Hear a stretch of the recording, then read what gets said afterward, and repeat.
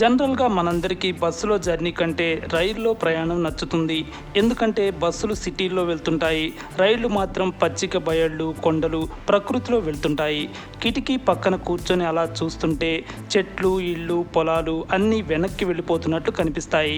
ఆ ప్రయాణం కొంత ఆహ్లాదాన్ని కలిగిస్తుంది. అయితే మీరెప్పుడైనా కదిలే రైల్లో ఈగలు, దోమలు, లైట్ పురుగులు ఎలా ఎగరగలుగుతున్నాయో ఆలోచించారా?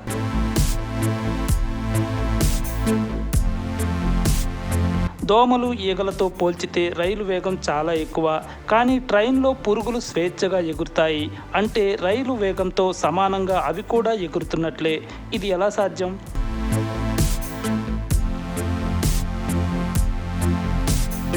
దీనికి కారణం స్థిరమైన వేగంతో ఉండే గాలి.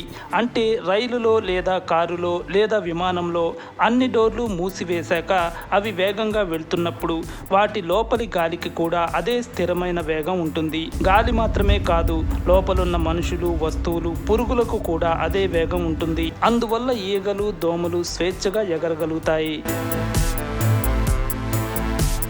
రైలులో ఉన్నవారికి ఈగలు రైలు వేగంతో ఎగురుతున్నట్లు అనిపించదు. అవి మామూలు వేగంతో ఎగురుతున్నట్లే అనిపిస్తుంది. కానీ బయట నుంచి చూసేవారికి ఈ తేడా తెలుస్తుంది. కదిలే రైలును ఎవరైనా బయట నుంచి చూస్తే వారు రైలుతో పాటు లోపలి మనుషులు, వస్తువులు, కీటకాలు కూడా అదే వేగంతో వెళ్తున్న అనుభూతిని పొందగలరు.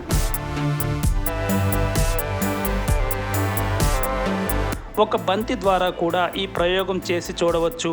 బయట ఎక్కడైనా బంతిని ఎగరేస్తే అది తిరిగి మన చేతిలో పడుతుంది. ఇదే విధంగా కదిలే రైలులో చేస్తే బంతి గాలిలోకి ఎగిరి తిరిగి వెనక్కి వచ్చేసరికి రైలు కొంత ముందుకు వెళ్తుంది కాబట్టి ఆ బంతి చేతిలో పడకుండా వెనక్కి పడాలి. కానీ అలా జరగదు, అది చేతిలోనే పడుతుంది. ఎందుకంటే ఆ బంతి కూడా రైలు వేగంతో ముందుకు వెళ్తుంది కాబట్టే. ఇదంతా డోర్లు మూసివేసినప్పుడు మాత్రమే. డోర్స్ ఓపెన్ చేస్తే బయటి గాలి లోపలికి వస్తుంది. దాంతో లోపలున్న గాలి స్థిరమైన వేగంలో మార్పులు వస్తాయి.